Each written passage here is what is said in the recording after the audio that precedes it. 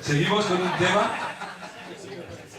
Singing in the Rain, que en 1952 Jim Kelly la hizo famosísima, acompañando a la chica a su casa.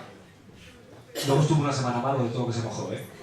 Pues hoy con todos vosotros, Singing in the Rain. Fuerte aplauso.